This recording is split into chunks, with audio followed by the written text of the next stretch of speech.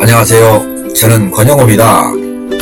네이버 지식인을 통해서 저한테 주신 질문인데 K7 3.0 LPI 어떤 것을 문의드린지 모르겠지만 하여튼 문의드립니다 라고 제목이 돼 있어요. 질문을 하실 때 조금 더 세밀하게 질문해 주시면 참 좋습니다. 저는 그런 걸 좋아하고요. 주신 질문이니까 답변을 해야 되겠는데 보니까 13시간 전 질문이세요. 사실은 우리 이웃에서 공사를 하느라고 촬영할 수 없을 정도로 시끄러운 소음의 하루였습니다. 내일 또 오전에서 한 2시간까지는 또 시끄럽지 않을까 그런 생각을 하고요. 2014년식 K7 3.0 LPI 택시입니다. 개인 택시겠죠? 자, 일주일 전부터 가끔 시동이 안 걸리고 그랬는데 안 걸린다고 하는 것이 아니라 지연을 말씀하시는 것 같아요. 시동이 늦게 걸린다. 지연 시동 이렇게 생각해야 될 것 같고요. 스타트 모터 앞으로는 세루라는 말 쓰지 말아주세요. 스타트 모터를 8번에서 10번 정도 돌리면 시동 걸릴 때가 있다 그랬습니다. 이 문제 같아요. 지금 오늘 질문 요지가 2달 전에 연료 펌프를 바꿨어요. 그리고 앞뒤에 전자밸브도 교환했어요. 그런데요, 이것이 시동 지연 때문에 바꿨는지 아니면 이걸 바꾸고 나서 시동 지연이 왔는지 저는 이 부분이 궁금해요.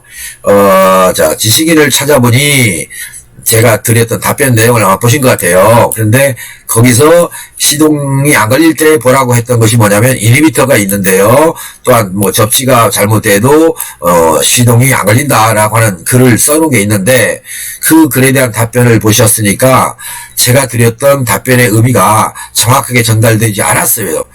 그런 것이 좀 안타깝습니다. 그래서 저는 지식인에서는 이게 의사소통이 안 되는 질문입니다. 한쪽에서는 묻고 저는 한쪽에서 답변해 드리고 이러고 있는데 때로는 답변을 드리면서 연락을 주시면 좋겠습니다 라고 하고 글을 맺거든요. 전화를 안 주시든 그런 분들이 많으세요. 왜 그런지 저는 이해가 안 가요. 지금 제가 드린 답변이 정확하게 전달됐는지 안 됐는지를 저는 파악하고 싶어서 저하고 통화하기를 바란다고 쓰는데 다들 전화를 안 하세요. 그래서 제 홈페이지에서는 유료 상담으로 해서 질문을 주신 분한테 제가 답변을 드리고 나중에 다시 전화를 걸어서 제가 드렸던 답변에 대한 이해도를 체크를 합니다. 혹시 잘못 이해를 했으면 충분하게 설명해 드리고 있는 상태고요. 그런데 네이버나 다음 이런 데서는 질문을 주시면 그냥 일방적인 소통이에요. 원웨이 방식이라 조금은 아쉽습니다. 오늘 주신 질문님도 마찬가지입니다. 혹시 여기에 전화번호를 적어 주셨더라면 또한 아니면 저한테 전화번호를 남기셨더라면 이 질문 내용을 보고 전화로 보충 상담을 했을 건데 그런 부분이 없어서 아쉽다는 말씀을 드리고요. 지금 이제 오늘 하고자 하는 여지가 시동 지연 아닙니까? 그런데 2달 전이라는 조건이 붙어 있어서 저는 이게 좀 황당스러워요. 아니면 그때부터 시동이 안 된 것이 아니잖아요. 일주일 전부터라고 했으니까. 그러면 2달 전에 연료 펌프를 바꿨다. 그리고 나서 잘 사용해 오다가 일주일 전부터 시동 지연이 오는 거 아니냐 저는 이렇게 판단을 하고 있고요. 제가 드렸던 변속기의 이니비터도 갈았다. 잘못 이해를 하신 거라고요. 접지 문제도 그렇습니다.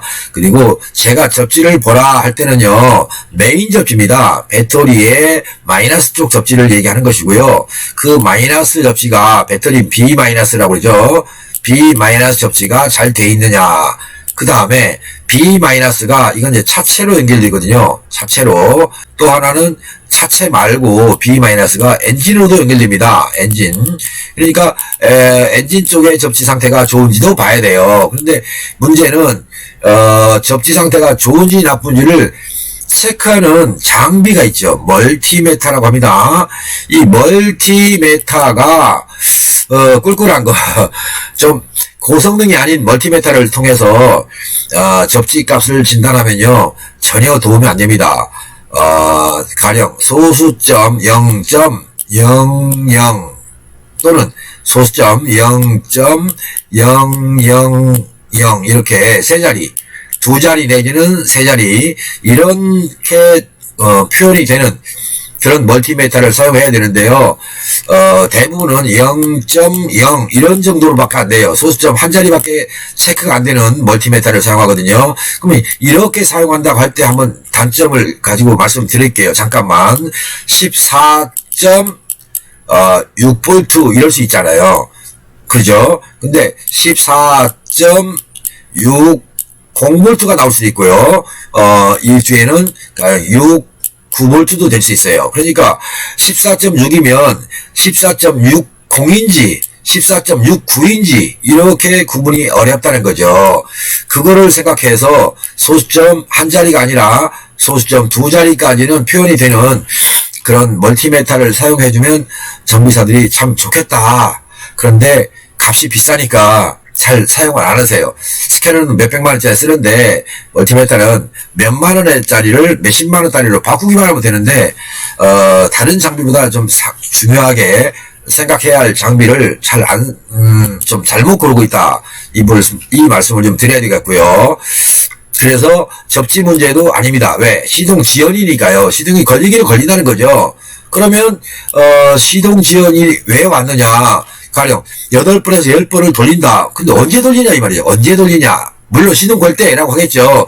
근데 제가 여기서 말하는 거는 언제라는 것이 뭐냐면 언제 그죠? 언제 이렇게 1번 아침 시동 시에 그러니까 냉간시죠. 냉간시 아침 첫 시동 걸 때 그렇더라 라고 하는 냉간시가 있고요.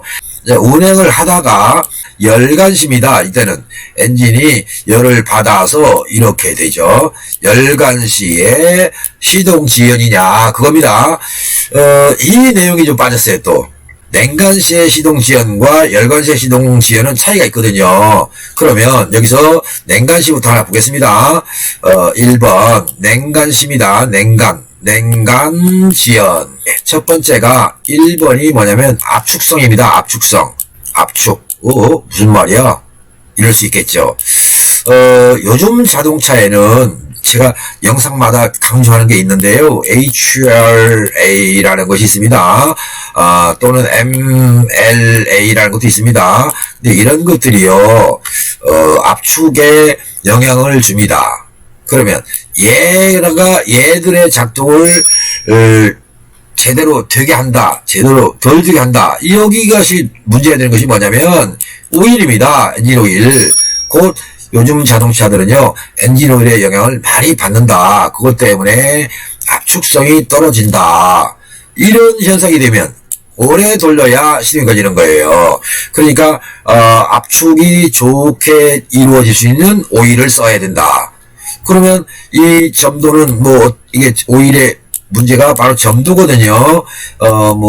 영업용 택시를 하실 정도니까 잘 아시겠습니다만 0W에 20 또는 5W에 30 이런 식으로 숫자가 써 있지 않습니까? 엔진 오일마다 상품명 나는 어디 거 쓴다 이렇게 하지 마시고요.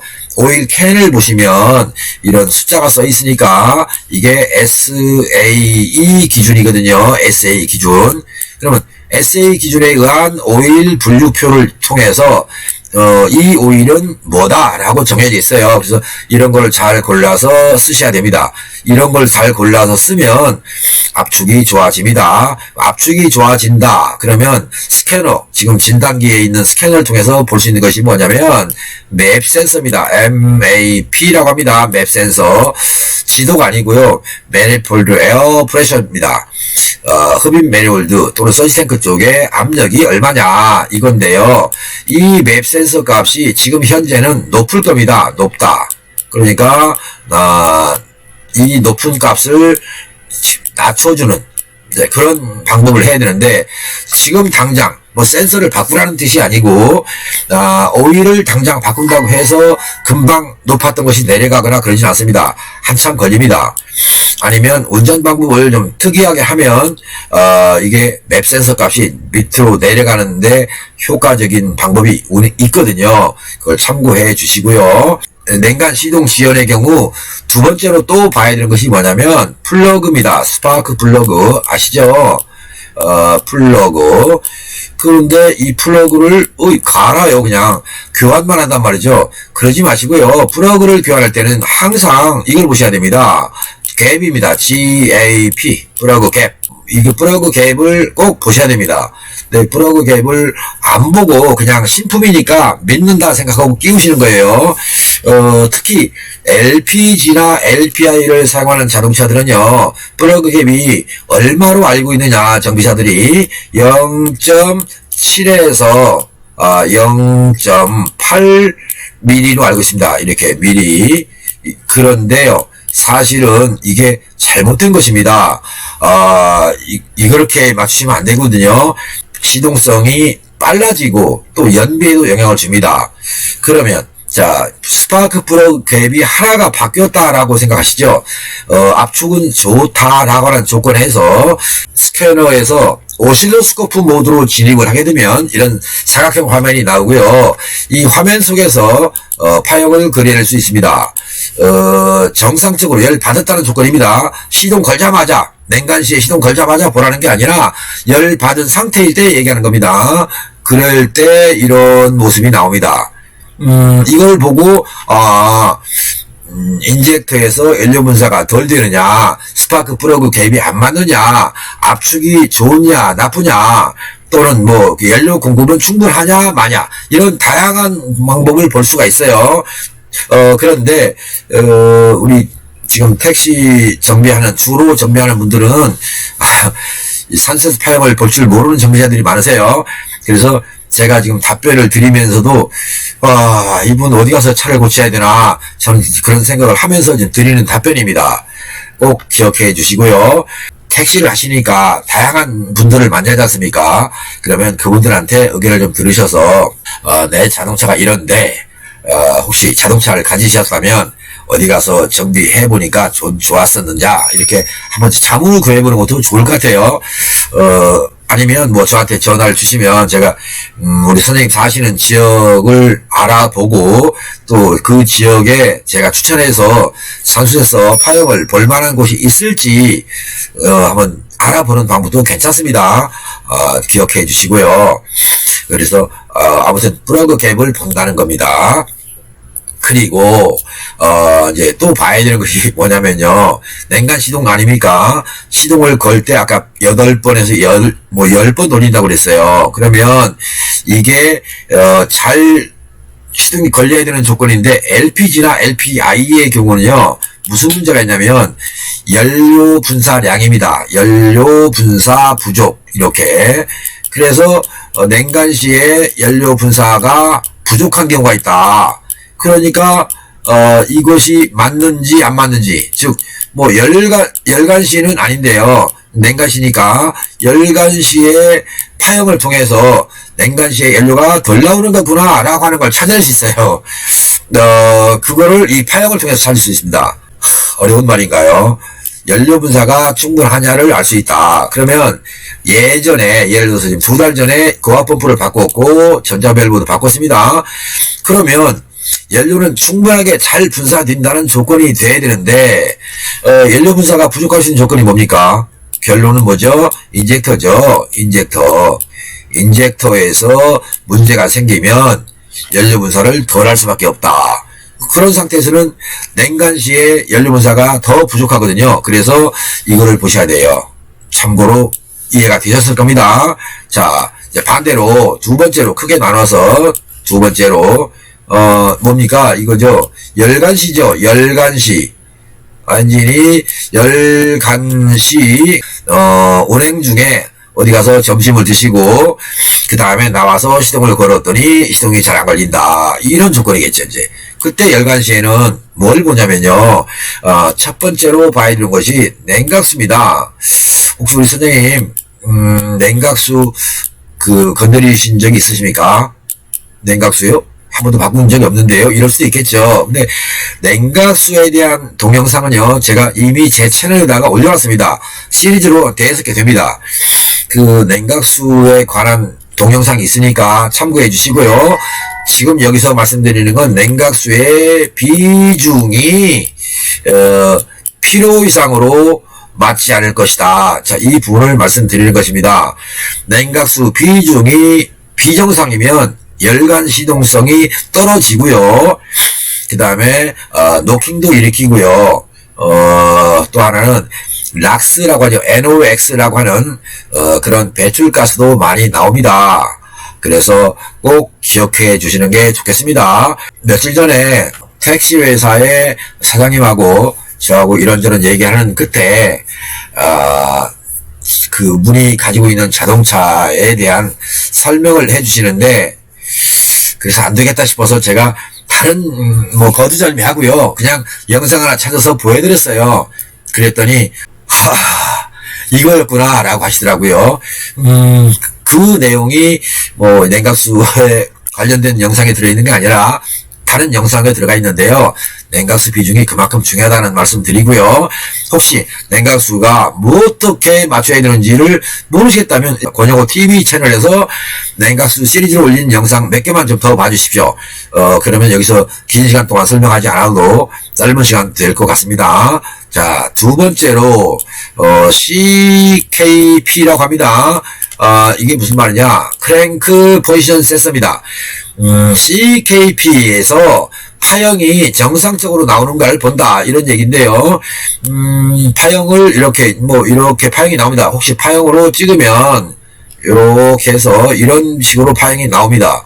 근데 이 파형의 모습을 보면 열 받으면 시동이 늦게 걸릴 거야, 안 걸릴 거야, 이런 것을 찾아낼 수 있습니다. 그래서 CKP가 불량이 날 수도 있다.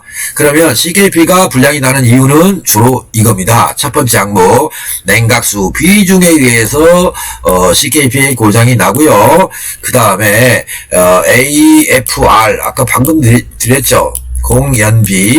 공연비가 맞지 않는 조건으로 운행할 때 CKP 고장이 생깁니다. 그래서 지금 당장 문제가 생겼다면 시동이 잘 안 걸리는 거니까 CKP를 바꿔볼 필요도 있는데요. 바꾼다 하더라도 냉각수 비중을 건드리지 않으면, 또는 공연비가 안 맞으면 또다시 머지않아서 다시 고장이 생긴다. 물론 여유있게 수입이 좋으시다면 몇 개월에 한 번씩 주기적으로 바꿔 나가면 되겠습니다만, 어떤 자동차는요, 트랜스미션을 털고야 CKP를 바꿀 수 있는 자동차도 있어요. 그런 걸 좀 생각해 보시면, 그 고장을 미리 차단하는 그런 정비로, 처리할 수 있지 않겠는가, 그 생각이 들어요. 그러니까 참고해서 진단해 보시면 좋겠고요. 혹시 지금까지 드린 영상의 내용을 들으시고, 아직 나는 뭔지 모르겠다, 이런 어떤 생각이 드신다면 전화주세요. 저기 왼쪽에 이 상단에 보세요. 지금요, 제 전화번호 있죠. 그리고 이쪽에 가면 제 홈페이지 있습니다. 두 군데 중에서 아무데라도 이용하시면 저한테 통화가 가능합니다. 연락을 주시면 되니까 제가 전화를 안 받거나 그러진 않습니다. 다만 업무상 이렇게 전화를 늦게 받을 때도 있고요. 아니면 못 받았다가 부재중으로 제가 전화를 걸 수도 있어요. 아니면 그냥 K7 LPI 자동차의 시동성에 대한 질문을 했던 사람이다, 통화 좀 원합니다 라고 문자를 좀 남겨주시면 제가 전화를 드리겠습니다. 꼭 기억해 주시고요. 안전운전 하시고요. 또 연비 좋은 자동차가 되는데 제가 드렸던 답변 내용이 참고된다는 것도 기억해 주시면 좋겠습니다. 한마디로 말해서 공연비가 잘 맞고 냉각수 비중이 잘 맞는다면요, 연비가 좋아집니다. 리터당 1대1 그러지 않습니까? 리터당 1리터를 가지고 10km를 갈 수 있어야 되는데 1리터를 가지고 8km 밖에 못 간다, 이런 차 많죠. 택시 하시는 분들 말씀이 1대1 개념인데 1대1이 안 되는 연비보다는 1대1 이상의 연비를 낼 수 있으면 얼마나 좋겠습니까? 지금까지 드린 영상이 혹시 마음에 드신다면 엄지손가락 있죠? 이렇게 이런 그림을 보시고요. 여기다가 좋아요 눌러주시고요. 영상 우측 하단에 이렇게 내려가면 구독이라는 게 있습니다. 이 구독 버튼을 눌러주시면 선생님은 저의 채널을 계속 구독하겠다 하는 의사표시거든요. 그래서 제가 드리는 어떤 영상이 있을 때마다 선생님한테 표시가 갈 겁니다. 그러면 그 구독을 통해서 자동차 관리하는데 좀 더 효과적으로 관리가 할 수 있을 것이다. 이렇게 말씀드리겠습니다. 장시간 동안 시청하시느라고 고생 많으셨습니다. 또한 권영호 TV 채널을 오늘 또 구독해 주신 여러분께 감사드리고요. 항상 즐겁고 행복하고 보람찬 날들이 있었으면 좋겠습니다. 이제 뭐 1시간도 안 남았습니다. 자정으로 넘어가면서 월요일에 시작이 될 것 같으니까 모두가 다 편안하시고 정말로 행복한 한 주의 시작이 되는 월요일이 됐으면 좋겠습니다. 고맙습니다. 권영호 인사드립니다. 바이바이.